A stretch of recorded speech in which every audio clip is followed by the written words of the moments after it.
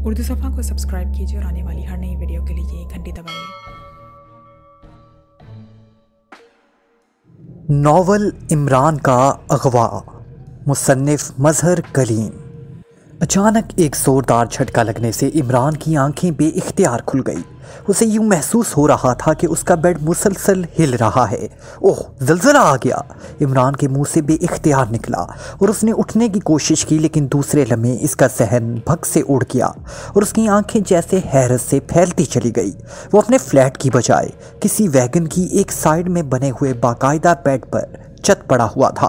उसके दोनों बाजू और दोनों पैर भी लोहे के बेड से बाकायदा क्लिप कर दिए गए थे और इसके सीने के गिर्द भी कोई सख्त सा राड मौजूद था। इसलिए वो अपने सर को गर्दन तक हरकत देने के और किसी किस्म की हरकत करने के काबिल न था। उसकी नजरें घूमती हुई साइड पर पहुंची तो वो एक बार फिर चौंक पड़ा, क्योंकि साइड सीट पर एक नौजवान यूरोपीय लड़की हाथ में एक रिसाला पकड़े बैठी हुई थी। उसके जिस्म पर डॉक्टरों जैसा सफ़ेद कोट था। बेड के साथ ही ऑक्सीजन सिलेंडर भी पड़ा हुआ था और ऊपर एक राड के साथ खून और ग्लूकोज की बोतलें भी लटकी हुई थी और उनके साथ मुंसलिक नलकियां बेड की साइड से अंदर जाती दिखाई दे रही थी। इमरान के जिस्म पर सुर्ख रंग का कंबल पड़ा हुआ था। इमरान का जहन हैरत की शिद्दत से चटखने लग गया था, क्योंकि उसे अच्छी तरह याद था कि वो रात के वक्त अपने फ्लैट के बेडरूम में सोया था और अब इसकी आंख खुली थी तो वो इस हालत में इस वैगन में था जो यकीनन किसी अस्पताल की एम्बुलेंस लग रही थी। लेकिन लड़की के जिस्म का रंग बता रहा था कि लड़की यूरोपियन है। इमरान ने बेइख्तियार बोलने की कोशिश की, लेकिन दूसरे लम्हे उसका जहन एक बार फिर धमाकों की जद में आ गया। उसकी जुबान इस कदर मोटी हो चुकी थी कि वो मुंह में हरकत ही ना कर रही थी, इसलिए इमरान एक लफ्ज़ भी ना बोल सका। हालांकि इमरान का ख्याल था कि होश में आते ही उसने ज़लज़ले की बात की थी, लेकिन अब अपनी ज़बान को बेहिस्सो हरकत महसूस करके उसे यकीन हो गया कि वो फिक्रा भी इसके जहन में ही उभरा था। ज़बान से अदा ना हुआ था, लेकिन उसे कोई बात समझ ना आ रही थी। एक बार तो उसे ख्याल आया कि रात को सोते हुए इस पर अचानक किसी पुरअसरार बीमारी का हमला हुआ है और उसे एम्बुलेंस में अस्पताल ले जाया जा रहा है। लेकिन इस डॉक्टर लड़की और इस एम्बुलेंस की हालत देखकर उसे एहसास हो रहा था कि वो किसी यूरोपीय मुल्क में है। एम्बुलेंस के शीशे धुंधले थे, इसलिए उसे बाहर के मनासिर भी नजर ना आ रहे थे। अलबत्ता बाहर से ट्रैफिक की हल्की हल्की आवाज़ें सुनाई दे रही थी। अलबत्ता शीशों से आने वाली रोशनी से साफ मालूम हो रहा था कि दोपहर का वक्त है। इस लंबे एम्बुलेंस का एक जोरदार झटका लगा और इमरान समझ गया कि उसे ऐसे ही किसी झटके की वजह से अचानक होश आ गया है। अरे, तुम्हें होश आ गया अली इमरान? हैरत है। अचानक लड़की की हैरत भरी आवाज़ सुनाई दी और इमरान ने उसकी तरफ देखा तो वो रिसाला एक तरफ करके हैरत भरी नज़रों से इमरान की तरफ देख रही थी। वो वाकई ही यूरोप की रहने वाली थी। उसके चेहरे पर ऐसे तासुरात थे जैसे उसे इमरान की इस तरह अचानक होश में आ जाने का यकीन ही ना आया हो। उसने जल्दी से रिसाला एक तरफ रखा और कोट की जेब से एक छोटा सा रिमोट कंट्रोल जितना आला निकालकर उसका बटन प्रेस कर दिया। ग्लैंडा कॉलिंग ओवर, इस लड़की ने तेज लहजे में कहा। Yes marshal attending you over. इस आले से एक मर्दाना आवाज़ सुनाई दी। अली इमरान को अचानक होश आ गया है। अब क्या करना है? ओवर। ग्लैंडा ने इमरान की तरफ देखते हुए कहा, यह कैसे हो सकता है? बगैर इंजेक्शन लगे होश कैसे आ सकता है उसको? ओवर। मार्शल के लहजे में बेपनाह हैरत थी। वो मेरे सामने मौजूद है और पूरी तरह होश में है। क्लिप्ड होने की वजह से वो हरकत भी नहीं कर रहा और ज़बान साकित होने की वजह से वो बोल भी नहीं पा रहा, मगर है वो होश में। ओवर। ग्लैंडा ने कहा, फाइनल चेक पोस्ट से उसका बेहोशी के आलम में क्रॉस होना ज़रूरी है ग्लैंडा, वरना गड़बड़ हो सकती है। मैं अलेक्जेंडर को कॉल करके कहता हूँ कि वो इस इमरान को दोबारा बेहोश कर दे। Over and all. दूसरी तरफ से तशवीश भरे लहजे में कहा और इस लड़की ग्लैंडा ने जल्दी से आला ऑफ करके वापस अपने कोट की जेब में डाल दिया। काश तुम बोल सकते। मैंने तो सुना है कि तुम इंतहाई दिलचस्प बातें करते हो, लेकिन क्या करूं, फिलहाल तुम्हारा बोलना मुमकिन नहीं है। ग्लैंडा ने इमरान से मुखातिब होकर कहा। इमरान के जहन में सैकड़ों सवालात कुलबुला रहे थे, लेकिन वो वाकई ही इस वक्त इंतहाई बेबसी का शिकार हो रहा था। उसका जहन मुसलसल ये सोचने में मसरूफ़ था कि ये कौन लोग हैं और उन्होंने उसे फ्लैट में कैसे अगवा किया था और अब वो कहाँ है और इस अगवा का असल मकसद क्या है। लेकिन जाहिर है वो खुद भी इनमें से किसी सवाल का जवाब ना दे सकता था। इस लम्हे उसने महसूस किया कि वैगन की ना सिर्फ रफ्तार हल्की होने लग गई है, बल्कि वो साइड की तरफ होती जा रही है और फिर थोड़ी देर बाद वैगन रुक गई। उसके साथ ही वैगन का उकबी दरवाज़ा खुला और एक यूरोपीय आदमी अंदर दाखिल हुआ। इसके हाथ में एक पैकेट था। इसे होश कैसे आ गया है? इस नौजवान ने इमरान की तरफ देखते हुए इस लड़की ग्लेंडा से मुखातिब होकर कहा, यही बात तो मेरी समझ में नहीं आ रही। लड़की ने जवाब दिया तो इस नौजवान ने मुड़कर वैगन का दरवाज़ा अंदर से बंद कर दिया और फिर पैकेट खोलने लगा। चंद लम्हों बाद उसने पैकेट में से एक सुरंज बाहर निकाली जिसमें सब्ज रंग का महलूल पहले से ही थोड़ी सी मिकदार में भरा हुआ था। इसके बाजू से कंबल हटाओ। नौजवान ने सुरंज की सुई में लगी हुई कैप हटाते हुए ग्लेंडा से कहा तो ग्लेंडा ने हाथ बढ़ाकर कंबल इमरान के बाजू से हटा दिया और नौजवान ने झुककर इमरान के बाजू में सुई उतार दी और चंद लम्हों बाद ही इमरान का ज़हन गहरी नींद में डूबता चला गया। धुंध गहरी होती चली जा रही थी और जैसे जैसे धुंध गहरी होती चली जा रही थी उसी लिहाज से इमरान के एहसासात भी फना होते चले जा रहे थे। फिर अचानक उसे महसूस हुआ कि धुंध छटने लग गई और चंद ही लम्हों बाद इमरान के जहन में रोशनी फैल गई और उसके साथ उसके एहसासात दोबारा जिंदा हो गए और उसके साथ ही इमरान बेइख्तियार चौंक पड़ा क्योंकि इस बार जब उसका शऊर बेदार हुआ तो उसने अपने आप को एक आरामदेह पलंग पर लेटे हुए देखा। वो जिस कमरे में लेटा हुआ था वो वाकई ही एक शानदार बेडरूम के अंदाज में सजा हुआ था। कमरे की एक साइड पर शीशे की एक बड़ी खिड़की थी जिसकी दूसरी तरफ से तेज रोशनी अंदर आ रही थी। इमरान ने लाशऊरी तौर पर जिस्म को हरकत देने की कोशिश की तो दूसरे लम्हे वो बेइख्तियार उछल पड़ा क्योंकि उसका जिस्म अब हरकत कर रहा था। वो एक झटके से उठकर बैठ गया। अजीब सिलसिला है। अचानक उसके मुंह से खुद ब खुद अल्फाज निकले और उसके जिस्म में मुसर्रत की तेज लहर दौड़ती चली गई क्योंकि उसने ये अल्फाज बाकायदा सुने थे और इसका मतलब था कि वो बोल सकता है। और फिर इसने शऊरी तौर पर अपनी ज़बान को हरकत दी तो इसका दिल अनजानी मुसर्रत से भर सा किया क्योंकि अब ज़ुबान ना सिर्फ अपनी नॉर्मल हालत में थी बल्कि बाकायदा हरकत भी कर रही थी। खुदाया, ये सब क्या है? कहीं मैं ख्वाब तो नहीं देख रहा? इमरान ने खुद ही अपने बाजू पर चुटकी भरते हुए कहा और इसके साथ ही वो उछलकर बेड से नीचे उतर आया। चुटकी भरने से दर्द की तेज लहर उसके बाजू में दौड़ती चली गई और इस तेज दर्द के लहरने से उसे एहसास दिलाया था कि वो ख्वाब बहरहाल नहीं देख रहा। उसने अपने लिबास को देखा और फिर एक तवील सांस लिया। उसके जिस्म पर बाकायदा पतलून और कमीज थी और ये पतलून और कमीज बहरहाल उसकी ना थी लेकिन ये उसके नाप की ज़रूर थी। इमरान तेज तेज कदम उठाता हुआ कमरे के दरवाजे की तरफ बढ़ा। उसने दरवाज़ा खोलने की कोशिश की तो उसका ख्याल था कि दरवाज़ा दूसरी तरफ से बंद होगा लेकिन उसे ये देखकर हैरत का शदीद झटका लगा कि दरवाज़ा खुला हुआ था और बाहर एक राहदारी गुजरती हुई नज़र आ रही थी। इमरान आगे बढ़ा लेकिन फिर वापस मुड़ आया क्योंकि कमरे में दहीस कालीन बिछा हुआ था और इमरान के पैरों में जूते भी ना थे जबकि बाहर राहदारी में आम सा फर्श था। इसलिए वो वापस मुड़ा। उसी लम्हे उसने दीवार के साथ एक रैक में अपने जूते और जुराबों का जोड़ा पड़ा हुआ देखा तो वो तेज़ी से आगे बढ़ा और उसने जल्दी से पहले जुराबें पहनी और फिर जूते पहन लिए। अभी तक कोई आदमी ना आया था और ना ही किसी की कोई आवाज़ सुनाई दी थी। इमरान जूते पहनकर कमरे से बाहर राहदारी में आया और फिर थोड़ी देर बाद इस इमारत से बाहर आ गया। उसके साथ ही उसकी आंखें हैरत से फैलती चली गई क्योंकि बाहर आते ही उसने देखा कि वो एक छोटे से जजीरे में है जिसके चारों तरफ दूर दूर तक समंदर का पानी नजर आ रहा था। जजीरा घने दरख्तों से ढका हुआ था और खासा सरसखीज नजर आ रहा था। उसने पूरे जजीरे का एक चक्कर लगाया। जजीरे पर सिवाय इस छोटी सी इमारत के जिसके बेडरूम में उसकी आंखें खुली थी और कोई इमारत ना थी और ना ही पूरे जजीरे पर कोई आदमी मौजूद था। इमरान जजीरे का चक्कर लगाकर वापस इस इमारत में पहुंचा तो अचानक उसे बेडरूम से ट्रांसमीटर की सीटी की आवाज़ सुनाई दी तो वो तेज़ी से आगे बढ़ा और जूतों समेत बेडरूम में दाखिल हो गया। सीटी की आवाज़ एक बंद अलमारी के अंदर से आ रही थी। इमरान ने अलमारी के पट खोले तो अंदर एक खसूसी साख्त का ट्रांसमीटर मौजूद था जिसमें सीटी की आवाज़ निकल रही थी। इमरान ने हाथ बढ़ाकर इसका बटन ऑन कर दिया। Hello prime calling Ali Imran over. Button on होते ही एक मर्दाना आवाज़ सुनाई दी। यस, अली इमरान बोल रहा हूँ ओवर। इमरान ने जवाब देते हुए कहा।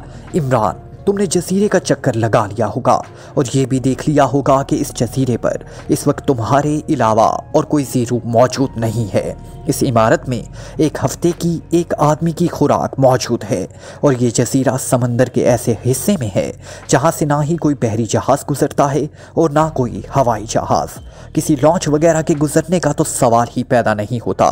बाकी तुम खुद इंतहाई समझदार आदमी हो, मुझे मज़ीद कुछ कहने की ज़रूरत नहीं है ओवर।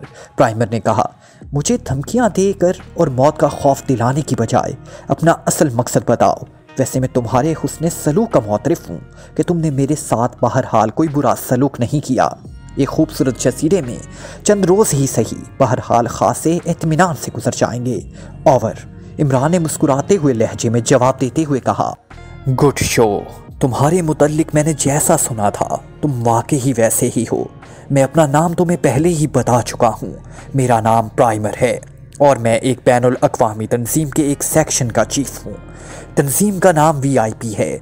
हमारी तंजीम खसूसी साख्त का असलाह तैयार करके मुख्तलिफ मुल्कों की हुकूमतों और बागी ग्रुपों को सप्लाई करती है। इस सिलसिले में हमारी दुनिया के मुख्तलिफ ममालिक में बाकायदा असलाह साज फैक्ट्रियाँ कायम हैं और इसके साथ साथ नई से नए असलाह की ईजाद के लिए चंद बड़ी लेबॉर्ट्रियाँ भी मौजूद हैं जहाँ दुनिया की इंतहाई आला दिमागी साइंसदान काम करते हैं। ऐसी ही एक लेबॉर्ट्री में हमारे एक साइंसदान ने एक तजर्बे के दौरान एक ऐसा मादा तैयार कर लिया जो अपने अंदर तवानाई का बेपनाह ज़ख़ीरा रखता था। दूसरे लफ्ज़ों में, जिस कदर तवानाई 10 लाख बैरल पेट्रोल के जलने से पैदा होती है वो इस मादे के 1 सेंटीमीटर टुकड़े से पैदा हो सकती है। वो सबसे हैरत अंगेज़ बात यह है कि ये मादा मुसलसल तवानाई सप्लाई करने के बावजूद पेट्रोल की तरह खर्च नहीं होता बल्कि अपनी साख्त कायम रखता है। अलबत्ता इसकी तवानाई ख़त्म हो जाती है, लेकिन हमारे साइंसदानों का ख्याल है कि इसके अंदर तवानाई मौजूद रहती है और इस तरह उसे मज़ीद काम में लाया जा सकता है। इस आइडिया पर मुसलसल काम होता रहा और हमने दुनिया भर से आला दिमागी साइंसदान को इंतहाई कसीर मुआवजा देकर इस पर काम कराया, क्योंकि हमें यकीन है ये ऐसी दरियाफ्त है कि उससे पूरी दुनिया में इनकिलाब बर्पा किया जा सकता है। गोया असलाह की रेंज में नहीं आती, लेकिन बहरहाल इससे इस कदर आमदनी हो सकती है जितनी पूरी दुनिया का असलाह फ़रोख्त करके भी नहीं हो सकती। लेकिन अचानक इसमें एक ऐसी साइंसी उलझन पैदा हो गई जिसने उसके ना सिर्फ मज़ीद पेशरफ्त रोक दी है, बल्कि अगर ये साइंसी उलझन दूर ना हुई तो अब तक इस पर की गई तमाम मेहनत भी ज़ाया हो जाने का ख़दशा है और सारा प्लान भी यकसर ख़त्म हो सकता है। साइंसदानों ने इस साइंसी उलझन को हल करने की बेहद कोशिश की। बड़े बड़े साइंसदानों से मशवरे किए गए, लेकिन ये मसला हल ना हो सका। फिर हमें बताया गया कि जो काम बड़े बड़े साइंसदान नहीं कर सकते वो तुम कर लेते हो। चनाचा हमने फ़ैसला किया कि तुमसे इस सिलसिले में बाकायदा मदद ली जाए और इस पर तुम्हारी हिस्ट्री ट्रेस की गई और हमें मालूम हो गया कि तुम साइंसदान होने के साथ साथ दुनिया के ख़तरनाक तरीन सीक्रेट एजेंट भी हो। और अगर तुम्हें इस मादे के बारे में इल्म हो गया तो इस उलझन को दूर करने की बजाय तुम इस मादे पे कब्ज़ा करके उसे पाकिशिया के इस्तेमाल के लिए भी मखसूस कर सकते हो और VIP तंजीम और उसकी लेबॉर्ट्रियों फैक्ट्रियों सबका ख़ात्मा कर सकते हो। तो हकीकत ये है कि हमने अपना फ़ैसला बदल दिया और इस साइंसी उलझन को दूर करने के लिए दूसरे तरीके इस्तेमाल करना शुरू कर दिए।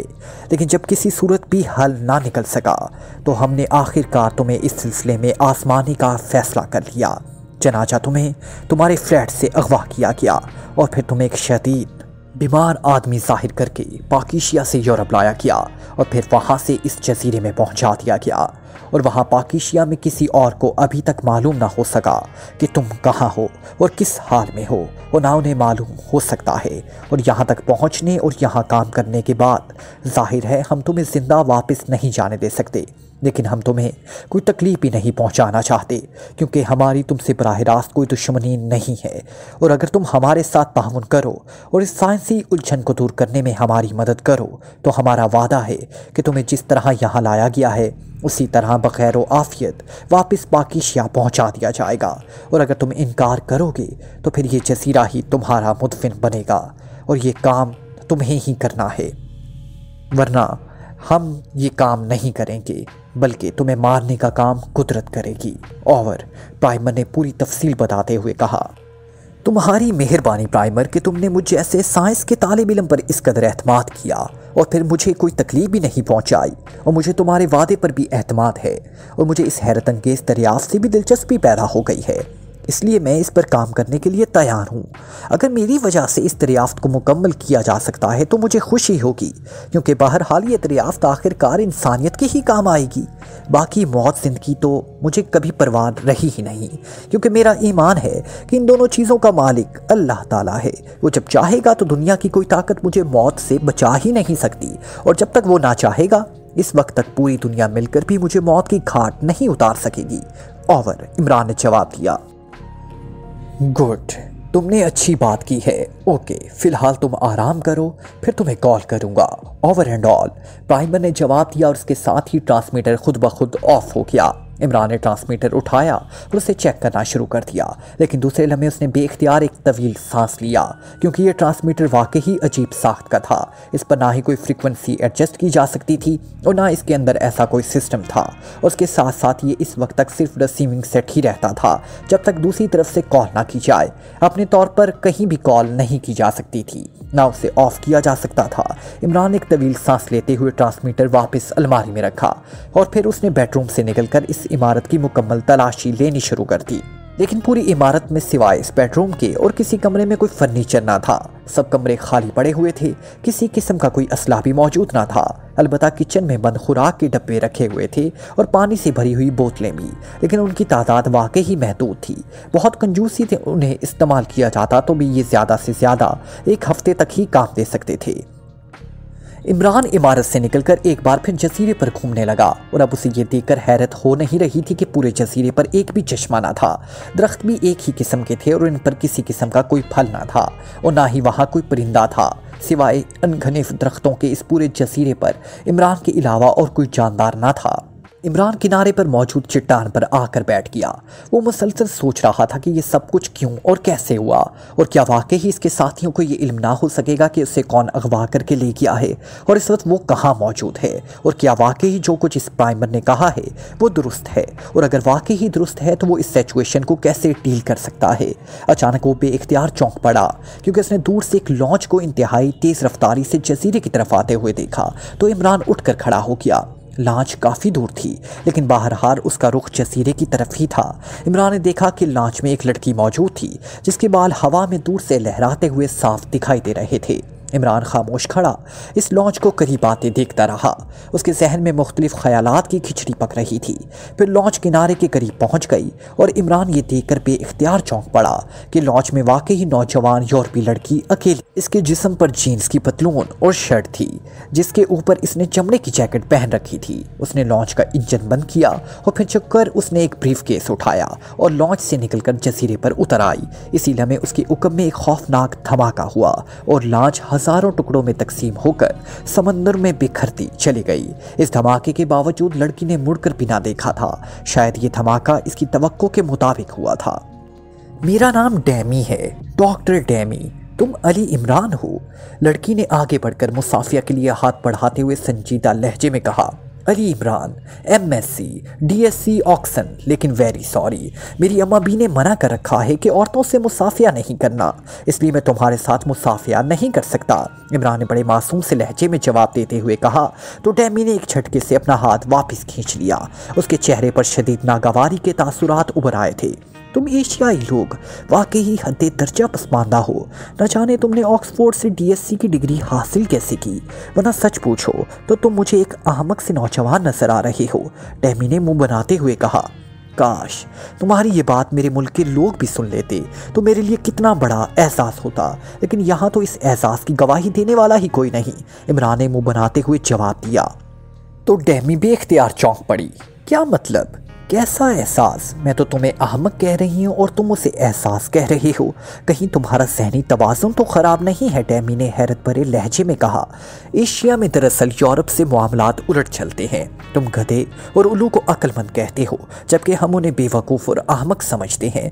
इस तरह तुम्हारे यहाँ अगर कोई नौजवान लड़की किसी नौजवान लड़के को अहमक कहे तो शायद वो लड़का खुदकुशी कर लेगा, लेकिन हमारे यहाँ किसी लड़की का लड़के को अहमक कहना बहुत बड़ा एहसास होता है। इसका मतलब होता है कि वो लड़की इस लड़के को पसंद करती है, और इसमें ये इशारा भी होता है कि अगर लड़का चाहे तो लड़की को प्रपोज कर सकता है। इसलिए तुम्हारा मुझे अहमक कहना मेरे लिए वाकई ही एहसास की बात है। लेकिन प्रॉब्लम ये है कि मैं तुम्हें यहाँ प्रपोज नहीं कर सकता, क्योंकि यहाँ शादी के गवाह भी मौजूद नहीं हैं, इसलिए शादी तो नहीं हो सकती, और जब शादी ही नहीं हो सकती तो फिर खाली प्रपोज करने का क्या फ़ायदा। इमरान की ज़ुबान रवां हो गई थी। डैमी हैरत से इमरान को देख रही थी और उसकी आंखों में उलझन के तासुरात उभर आए थे, जैसे उसे समझ ना आ रही हो कि वो इमरान को किस तरह डील करे। क्या तुम्हारे मुल्कों में अभी तक शादी जैसे पसमानदा रिवाज मौजूद हैं? हैरत है, दुनिया कहाँ से कहाँ पहुँच गई और तुम लोग अभी तक कदीम दौर के रस्मों रिवाज के चक्रों में फंसे हुए हो। डेमी ने मुंह बनाते हुए कहा। क्या मतलब? क्या यूरोप में अब शादी का रिवाज नहीं रहा? ये कौन सी सदी है? इमरान ने चौंक कर पूछा। 20वीं सदी। क्यों, तुमने ये बात क्यों पूछी है? डैनी ने हैरान होकर पूछा। ओह, फिर तो तुम्हारी बात ने मुझे मज़ीद हैरान कर दिया। मैं तो तुम्हारी बात सुनकर यह समझा था कि शायद मुझे किसी टाइम मशीन के ज़रिए मुस्तकबिल में 1000वीं सदी में भेज दिया गया। 20वीं सदी में तो यूरोप में भी शादी का रिवाज मौजूद था, इमरान ने कहा तो डेमी पहली बार हंस पड़ी। हाँ, अब भी है, लेकिन कदीम और पसमानदा जहन के अफराद में। तरक्की याफ्ता और जदीद दौर के नौजवान इस अहमकाना रस्म रिवाज में यकीन नहीं रखते। जब वो इकट्ठे रहने लग जाते हैं तो उसे तुम शादी कह सकते हो, और जब वो अलहदा हो जाते हैं तो तलाक कह सकते हो, और बस। डेमी ने कहा, इसका मतलब है कि अब मैं और तुम यहाँ इकट्ठे रहेंगे, तो क्या मैं इसे शादी समझ लूँ? इमरान ने आंखें फाड़ते हुए कहा तो डेमी ने एक बार फिर हंस पड़ी। नहीं, क्योंकि मैं तुम्हारे साथ इकट्ठे रहने के लिए नहीं आई हूँ, और ना मैं तुम जैसे अहमक आदमी के साथ रहने का कोई इरादा रखती हूँ, डेमी ने जवाब दिया। लेकिन तुम्हारी लॉन्च वो तो तबाह हो गई, फिर तुम वापस कैसे जाओगी? क्या तुम कोई जादू वगैरह जानती हो कि धुआं बनकर गायब हो जाओगी? इमरान ने लहजे में इंतहाई हैरत पैदा करते हुए कहा। ये फजूल बकवास बंद करो, चलो इमारत में चलकर बैठते हैं। मैं अपने साथ कुछ कागजात ले आई हूँ, तुम उन्हें पढ़ो। प्राइमर का कहना है कि तुम इस साइंसी उलझन को दूर कर सकते हो, इसलिए उसने मुझे यहाँ भेजा है। लेकिन तुम्हें देखने और तुमसे मिलने के बाद मुझे 1% भी उम्मीद नहीं कि तुम कोई काम कर सको। बहरहाल मैंने तो ड्यूटी देनी है, आओ, डेमी ने कहा और इमारत की तरफ बढ़ गई। इमरान ने एक तवील सांस लिया और उसके पीछे चलता हुआ इमारत की तरफ बढ़ गया। चूंकि सिवाय बेडरूम के और किसी कमरे में किसी किस्म का कोई फर्नीचर ना था, इसलिए वो दोनों इसी बेडरूम में आ गए। डेमी ने एक नज़र कमरे को देखा और फिर उसने हाथ में पकड़ा हुआ ब्रीफकेस मेज पर रखा और उसे खोलकर उसने उसके अंदर रखी हुई एक फाइल निकालकर इमरान की तरफ बढ़ा दी। तुम इसे पढ़ो और इस दौरान बाहर का एक चक्कर मैं लगा कर आती हूँ, डेमी ने कहा और तेजी से कदम उठाती हुई दरवाजे की तरफ बढ़ गई। गायब ना हो जाना, बहरहाल तुम्हारा दम यहाँ मेरे लिए गनीमत है, इमरान ने ऊंची आवाज़ में कहा। लेकिन डेमी ने कोई जवाब ना दिया और खामोशी से चलती हुई कमरे से बाहर निकल गई। इमरान इत्मीनान से एक कुर्सी पर बैठ गया और उसने फ़ाइल खोलकर उसे पढ़ना शुरू कर दिया। फ़ाइल खासी सुखैम थी और चूंकि इमरान के लिए इसमें मौजूद मवाद में काफ़ी दिलचस्पी थी, इसलिए इमरान उसे पढ़ते हुए खोसा गया। जब उसने फ़ाइल ख़त्म की तो उसने एक तवील सांस लिया और फाइल बंद करके उसे मेज़ पर रख दिया। कुछ समझ में भी आया है या नहीं? अचानक डेमी की आवाज़ सुनाई दी तो इमरान बेइख्तियार चौंक पड़ा। उसे फाइल पढ़ते हुए वाकई एहसास तक ना रहा कि डेमी किस वक्त कमरे में आकर उसके साथ वाली कुर्सी पर बैठ गई। हाँ, बहुत कुछ समझ में आ गया, इमरान ने मुस्कुराते हुए जवाब दिया तो डेमी के चेहरे पर हैरत के तासुरात उभर आए। क्या समझ में आया है? डेमी ने हैरत भरे लहजे में कहा। यही कि छोटा सा जजीरा हो जहाँ किसी किस्म की मुदाखलत ना हो और तुम जैसी हसीन लड़की भी मौजूद हो, तो शादी वाकई पसमानदा सा रिवाज है, इमरान ने जवाब दिया। शट अप यू नॉनसेंस, मैं साइंसी प्रॉब्लम के बारे में बात कर रही हूँ और जो इस फाइल में मौजूद है, डेमी ने इंतहाई गुस्सेले लहजे में कहा। साइंसी प्रॉब्लम और इस फाइल में? हैरत है, मैंने तो सारी फाइल पढ़ ली, मुझे इसमें कोई साइंसी प्रॉब्लम नज़र नहीं आया, इमरान ने मुंह बनाते हुए कहा। तो फिर क्या नज़र आया तुम्हें? डेमी ने झुलाए हुए लहजे में कहा। टाइप शुदा कागजात, इमरान ने बड़े सादा से लहजे में जवाब दिया तो डेमी का चेहरा गुस्से की शिद्दत से सुर्ख हो गया। क्या तुम वाकई ही अहमक हो? डेमी की झुल्लाहट वाकई अब अपने अरूज की तरफ बढ़ती चली जा रही थी। अब तो मुझे भी यकीन आता जा रहा है। भला तुम खुद बताओ, अकेला जजीरा हो, तुम जैसी खूबसूरत और नौजवान लड़की हो, कोई मुदाखलत करने वाला भी ना हो, इसके बावजूद मैं कदीम और पसमानदा रिवाज शादी के बारे में सोच रहा हूँ, इमरान ने बड़े मासूम से लहजे में जवाब दिया तो डेमी ने झपट कर फाइल उठा ली, ब्रीफकेस खोला और फाइल इसमें रखी और ब्रीफकेस बंद करके वो एक झटके से उठी और फिर इमरान से कोई बात किए बगैर दरवाजे की तरफ बढ़ गई। इमरान कुर्सी पर उसी तरह इत्मीनान से बैठा रहा। डेमी बाहर चली गई। फिर उसकी वापसी 15 मिनट बाद हुई तो उसके चेहरे पर ऐसी मुस्कुराहट थी जैसे वो मुस्कुराना तो ना चाहती हो लेकिन ऐसा करने पर मजबूर हो। क्या हुआ? क्या प्राइमर ने मुस्कुराने का हुक्म दिया है जो इस तरह जबरदस्ती मुस्कुरा रही हो? वैसे अगर तुम मुस्कुराना नहीं चाहती तो बिल्कुल ना मुस्कुराओ, बल्कि अगर रोने का मूड हो तो बेशक रोना भी शुरू कर दो। वैसे भी मुझे मुस्कुराती हुई औरतों से बड़ा खौफ आता है। लगता है अभी मुस्कुराना छोड़कर गुर्राना शुरू कर देंगी। जबकि रोती हुई औरतें मुझे बेहद अच्छी लगती हैं, क्योंकि कम से कम उनकी तरफ से फौरी तौर पर कोई खतरा लाहक तो नहीं हो सकता ना। इमरान की जुबान एक बार फिर रवा हो गई थी। जाहिर है डेमी की मसनूई और जबरी मुस्कुराहट उसकी नज़रों से कैसे छुपी रह जा सकती थी। तुम कैसे आदमी हो यार, मेरी समझ में नहीं आ रहा। इधर चीफ मेरी जान खा रहा है। उसने कहा है कि मैं हर कीमत पर तुम्हें इस साइंसी उलझन का हल करवाऊं। अब मुझे बताओ मैं क्या करूं। इस बार डेमी ने बड़े बेबस से अंदाज में कहा तो इमरान बेख्तियार हंस पड़ा। प्राइमर इस इमारत से बाहर क्यों खड़ा है भाई, उससे भी अंदर ले आओ। वैसे भी बुजुर्ग कहते हैं जहां एक मर्द और एक औरत अकेले हों तो वहां तीसरा शैतान होता है। इमरान ने कहा बाहर क्या मतलब, बाहर चीफ कैसे खड़ा हो सकता है? क्या तुम्हारा सहनी तवाज़ुन तो ख़राब नहीं हो गया? डेमी ने हैरान होकर कहा। फिर तुमने कैसे प्राइमर का पैगाम हासिल कर लिया भाई? अगर तुम्हारे पास ट्रांसमीटर है तो ये बातचीत तुम मेरे सामने भी कर सकती थी। इमरान ने कहा तो डेमी ने बेख्तियार एक तवील सांस लिया और फिर जेब से एक छोटा सा बॉक्स निकाल लिया जो आम से सिगरेट केस जैसा था। उसने उसका ढक्कन खोला और अंदर अपने दाएं हाथ की छोटी उंगली को एक सुराख में रखकर दबाया तो सिगरेट केस से टू टू की आवाज़ सुनाई देने लगी और डेमी ने उंगली हटा ली और सिगरेट केस का खुला हुआ ढक्कन बंद कर दिया। Hello, primer calling, over. चंद लम्हों बाद प्राइमर की आवाज़ सिगरेट केस से निकली। डेमी बोल रही हूँ चीफ, आप इमरान से खुद बात कर लें। मुझे तो इस अजीबो गरीब और ऊट पटांग बातें समझ में नहीं आती। ओवर। डेमी ने कंतरे झुंझलाए हुए लहजे में कहा तो इमरान बेख्तियार मुस्कुरा दिया। डेमी, तुम इमरान को डील करने में वाकई ही कतई नाकाम रही हो, जबकि मेरा ख्याल है कि तुम जैसी खूबसूरत, सहीन और साइंसदान लड़की इमरान की अच्छी साथी साबित हो सकेगी और इमरान भी तुमसे मुतासिर होकर यकीनन हमारे साथ ताउन करेगा। लेकिन तुमने मुझे मायूस किया है। ओवर। प्राइमर की सर्द आवाज़ सुनाई दी तो डेमी का चेहरा यकलख्त हल्दी की तरह जर्द पड़ गया। उसके चेहरे पर शदीद तरीन खौफ के तासुरात उभर आए। चीफ, मैं तो बेहद कोशिश की, मुझे माफ़ कर दो चीफ। ओवर। डेमी ने इंतहाई खौफ भरे लहजे में कहना शुरू कर दिया। मिस्टर इमरान, तुम मेरी आवाज़ सुन रहे हो तो खुद जवाब दो। ओवर। प्राइमर ने कहा। ना सिर्फ तुम्हारी आवाज़ सुन रहा हूँ बल्कि मैंने तुम्हारे रूप और जलाल को भी देख लिया कि सिर्फ तुम्हारी आवाज़ सुनकर डेमी के जिस्म का सारा खून खुश्क हो गया। लेकिन क्या तुम्हारा ये रूप और दबदबा सिर्फ औरतों के लिए ही मखसूस है? ओवर। इमरान ने मुंह बनाते हुए जवाब दिया। डेमी को मालूम है कि हमारी तंजीम में लफ्ज़ नाकामी का क्या मतलब होता है, लेकिन अगर तुम चाहो तो डेमी की ज़िंदगी अब भी बच सकती है। तुमने फ़ाइल पढ़ ली है, बोलो क्या तुम इस मसले को हल कर सकते हो या नहीं? हाँ या ना में जवाब दो।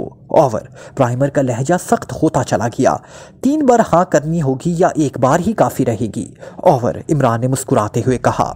ओह, इसका मतलब है कि तुम ये काम कर सकते हो। वेरी गुड, फिर तुम ये काम शुरू कर दो। डेमी तुम्हारे पास रहेगी। जब तुम मसला हल कर दोगे तो डेमी हमें कॉल करके बता देगी। उसके बाद तुम्हारा ये काम हम अपने साइंसदानों को भिजवा देंगे और अगर वाकई ही ये काम हो गया तो फिर तुम पर इनामात की बारिश हो जाएगी। ओवर। प्राइमर ने कहा। मसलन किस किस्म के इनामात? ओवर। इमरान ने कुन आंखों से डेमी की तरफ देखते हुए कहा। उसी लम्हे डेमी यकलक दोनों हाथों से इशारा करने लगी जैसे कह रही हो कि इनाम में मेरी ज़िंदगी मांग लो, जो भी तुम चाहो, और यकीन करो कि तुम जो भी मांगोगे तुम्हें मिलेगा। वीआईपी तुम्हारी हर मांग पूरा करने की ताकत रखती है। ओवर। प्राइमर ने कहा।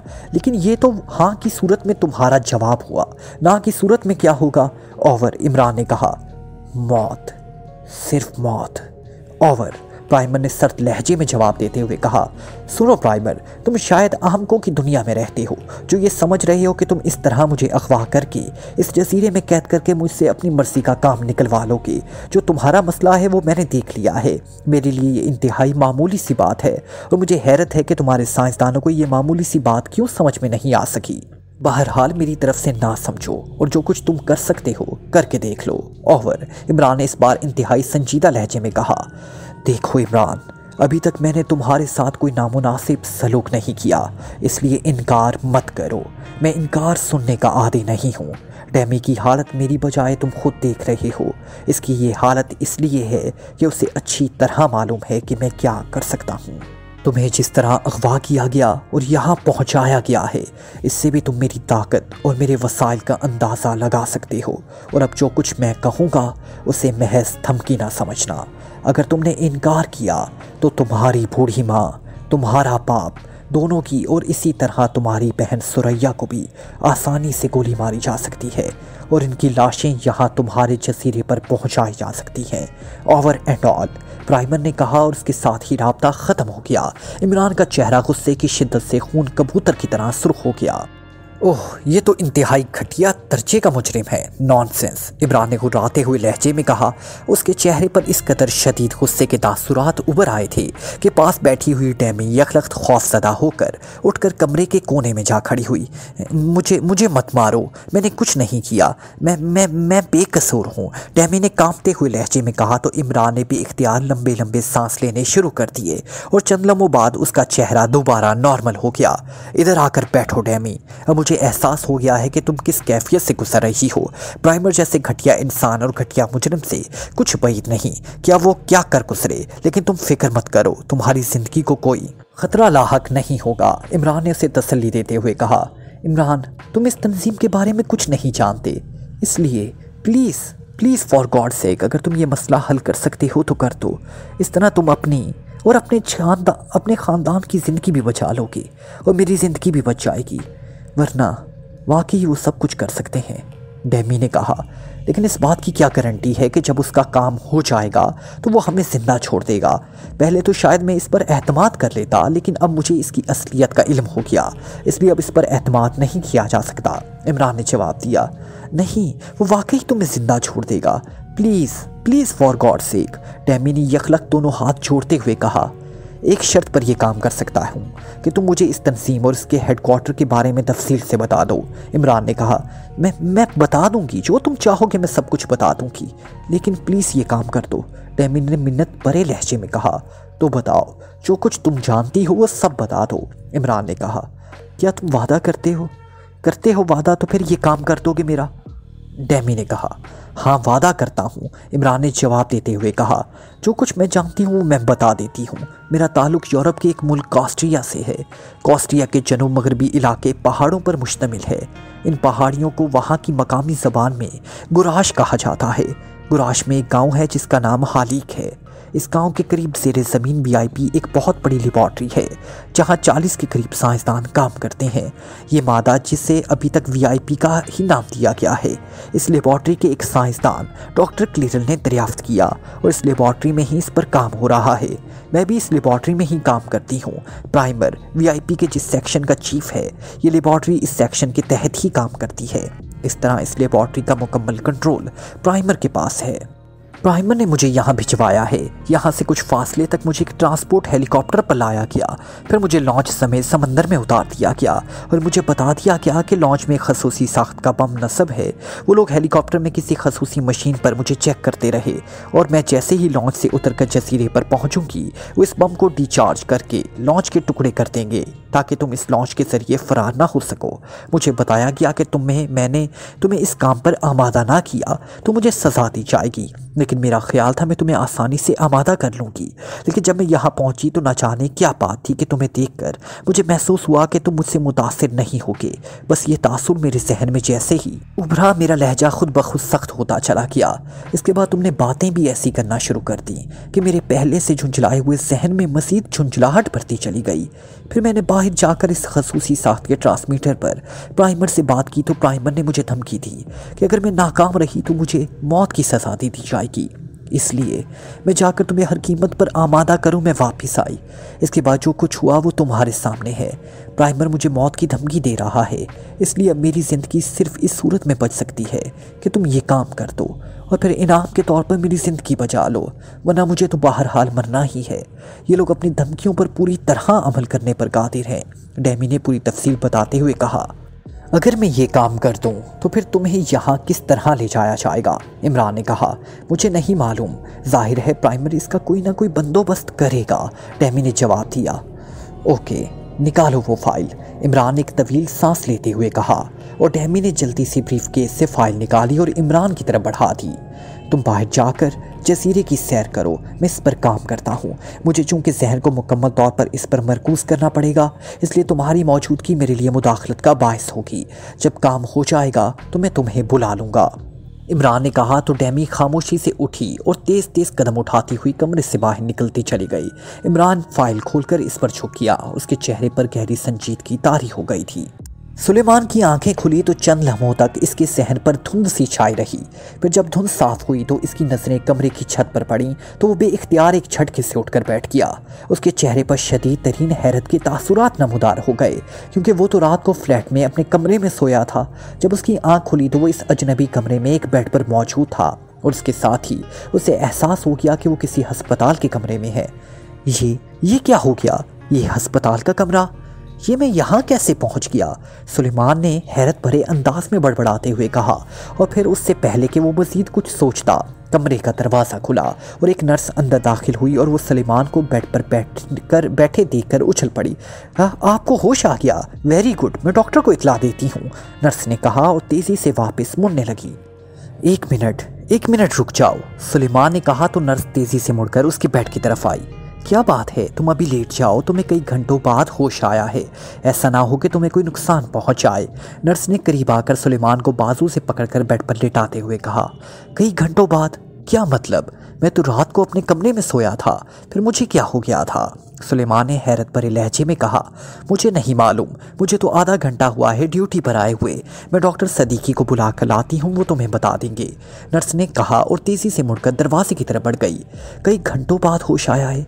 मुझे क्या हुआ था? सुलेमान ने हैरत भरे अंदाज में बड़बड़ाते हुए कहा। वैसे होश में आने के बाद अब वो अपने आप को बिल्कुल नॉर्मल और सेहतमंद महसूस कर रहा था। थोड़ी देर बाद दरवाज़ा खुला और एक बूढ़ा डॉक्टर अंदर दाखिल हुआ और सुलेमान उसे देखकर एक बार फिर बेइख्तियार उठ बैठा, क्योंकि वो डॉक्टर सदीकी को अच्छी तरह जानता था। ये स्पेशल अस्पताल था और सुलेमान कई बार इमरान के साथ यहाँ आ चुका था।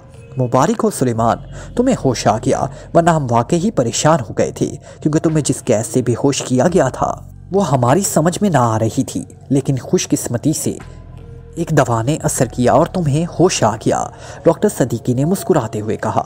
शुक्रिया डॉक्टर, लेकिन मैं तो रात को अपने कमरे में सोया था, फिर मुझे क्या हुआ और कौन मुझे यहाँ लाया था? इमरान साहब को क्या हाल है? कहीं उन्हें तो कुछ नहीं हुआ? सुलेमान ने परेशान होते हुए कहा। तुम्हें यहाँ सीक्रेट सर्विस के चीफ के हुक्म पर जनरल अस्पताल लाया गया। तुम वहाँ दाखिल थे, लेकिन वहाँ तुम्हारी देखभाल सही तौर पर ना हो रही थी, इसलिए तुम्हें यहाँ शिफ्ट किया गया। चीफ ने कई बार फ़ोन पर तुम्हारे बारे में दरियाफ्त किया है। वैसे इमरान साहब तो इस दौरान ना यहाँ आए हैं और ना उनका कोई फ़ोन आया है, डॉक्टर सदीकी ने उसे चेक करते हुए जवाब दिया। साहब का फ़ोन भी नहीं आया? ये कैसे हो सकता है? सुलेमान ने हैरत भरे हुए लहजे में कहा।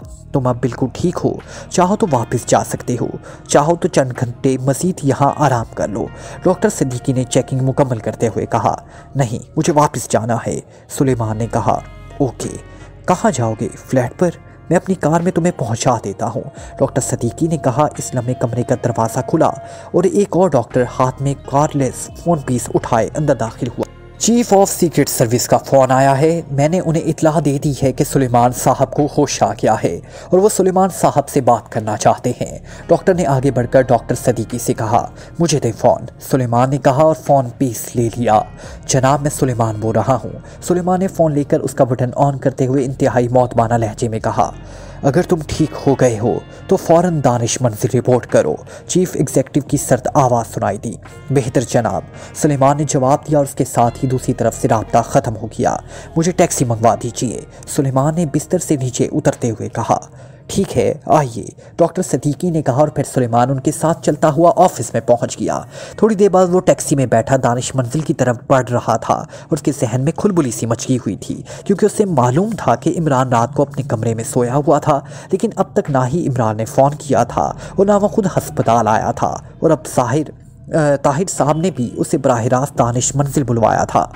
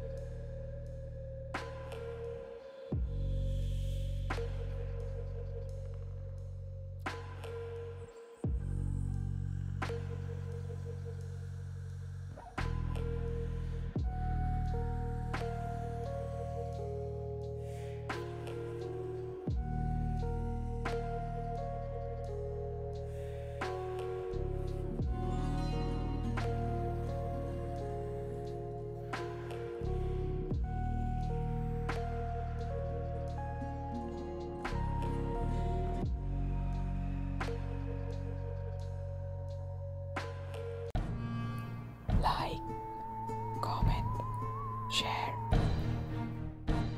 press the bell icon